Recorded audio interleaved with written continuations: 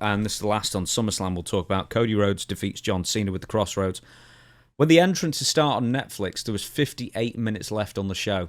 And I thought, how are they going to make this match last so long? And it did go 35 minutes. It was one of John Cena's... Yeah, the actual match bell to bell went over 35 minutes. It really went a long time. One of John Cena's longest, probably one of Cody Rhodes' longest matches ever as well. And would it be fair to say that this is the best John Cena's looked in nearly a decade? He looked great. See, because this is what we say in the business. He believed in the angle. Now, he didn't mind, and he was a good heel, and I think he enjoyed it. And remember, we were talking about this a couple of weeks ago. Is he going to end his career a babyface or a heel? And I think we both concurred. You like that word?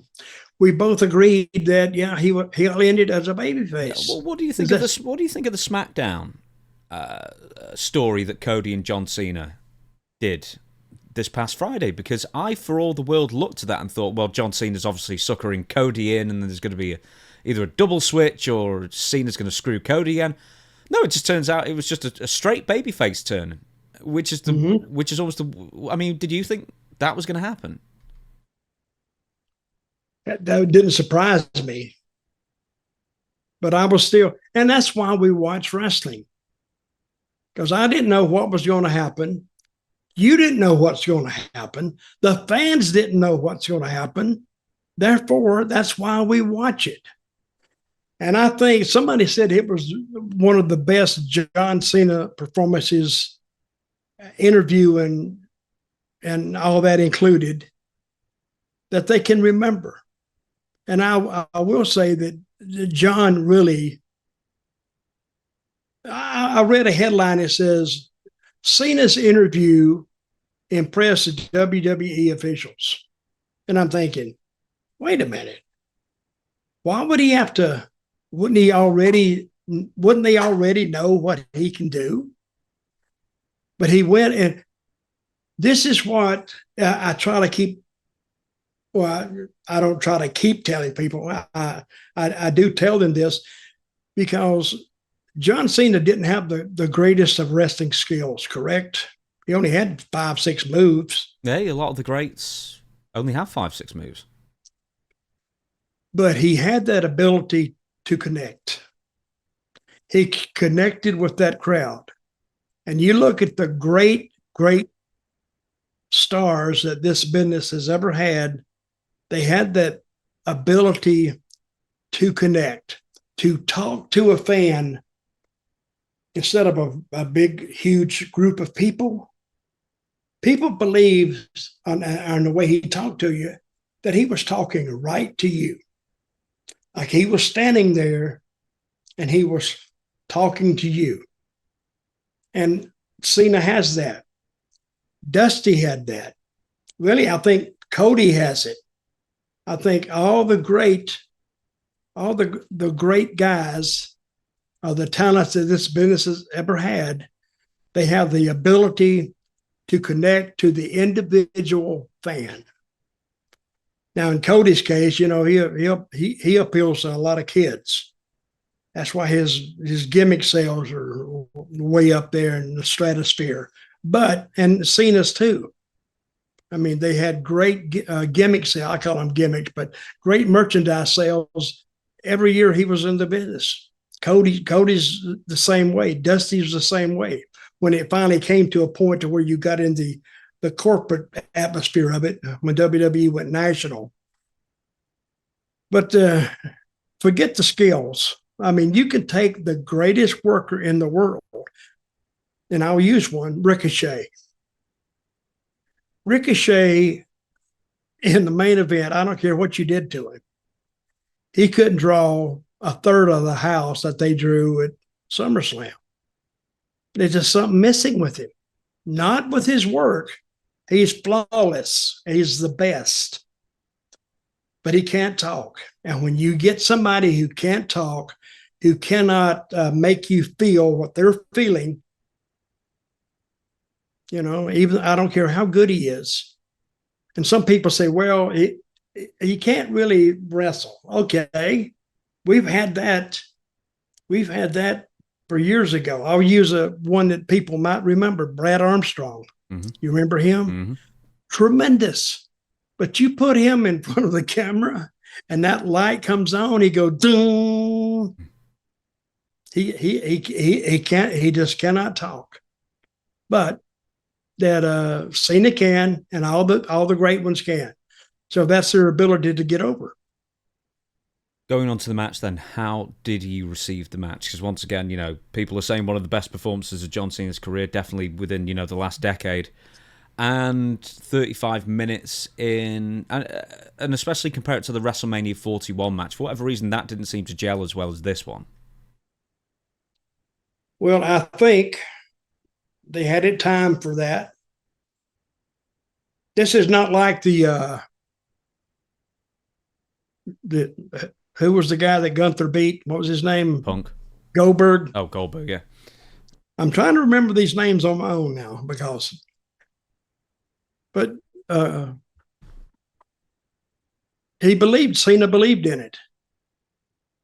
And that was the last thing that I thought I was going to say is when I heard the music and I'm thinking, and 1,000 things came through my head. Oh, and I knew exactly what it was going to be. But the thought or the image of Brock Lesnar coming out on that stage, and all the fans were thinking the same thing. Sometimes you can be in the business and think the same things as the fans.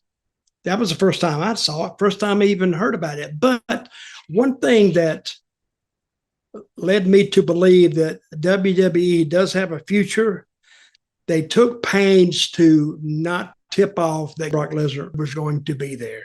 I heard only about 6 people knew it. And that's one way for it not to get out, because if it had gotten out before the finish that Brock Lesnar is going to show up, Brock Lesnar is going to show up. And that doesn't do anybody any good, really. It just, a person's putting it out.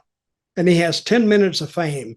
And that's it. But when he did show up, I mean, it writes itself. I mean, you could take a guy sitting ringside and all of a sudden Brock Lesnar is showing up. Now you know that him and Cena, they're going to go all the way to the end till Cena has to leave. And I hope the last match is not loser leave. Be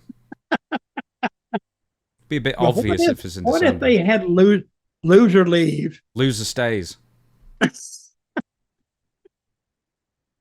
Oh, yeah. The loser leave town. And, hey, he loses. Brock Lesnar loses. That would surprise a lot of people, right? Now, how they going to get out of that? So, hey, just and then wait a minute. Brock comes back under the mask. There's the yellow there dog. There is a way to do it, but there is a way to do it. But hey, there's one bit in the Cena Cody thing is where they're brawling on the outside and then they go under the stage. Mm-hmm. I thought then this is going to be the kind of shot that Dutch would love. So that's the kind of thing that I imagine that if, in TNA or wherever if you had like the option to do that kind of thing, that you would have absolutely have suggested that kind of move. I would have. Sequence. That was good. Did you like it? Oh, yeah. But I thought that's when he was going to be, because he had an evil face on him, and I thought, right, well, now we finally get the real John Cena, and he gives him the AA on the ramp, and then he's still a babyface at the end of it. And then Cody, I thought towards the end, he was showing heelish tendencies. He had the turnbuckle, and he was hitting John Cena, he was hitting with the padded bit, but hitting John Cena with the padded bit, and it's like, oh my God, am I going to, have I pulled the trigger, am I a bad guy now, kind of thing. And then they didn't change. And I thought Cody was going to be the bad guy and Cena was going to be the good guy at the end of it. Well, that's still in the works. And I think what they're doing, they're testing the waters and seeing what the crowd That's what I call feeling the temperature of the room. Mm-hmm.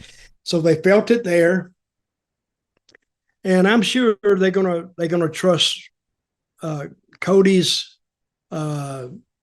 his feelings on this, because he's out there, he's feeling the crowd, and he'll know more than just a writer in the back what it feels like, and he'll come back and tell him that, yeah, I think what we had in mind is going to work, because he know basically loosely what they're going to do. But if you shoot it too soon, it's lost. I'd rather shoot it too late than shoot it too soon. Mm-hmm. Because shooting it late, you can recover. Shooting it too soon, you're kind of screwed.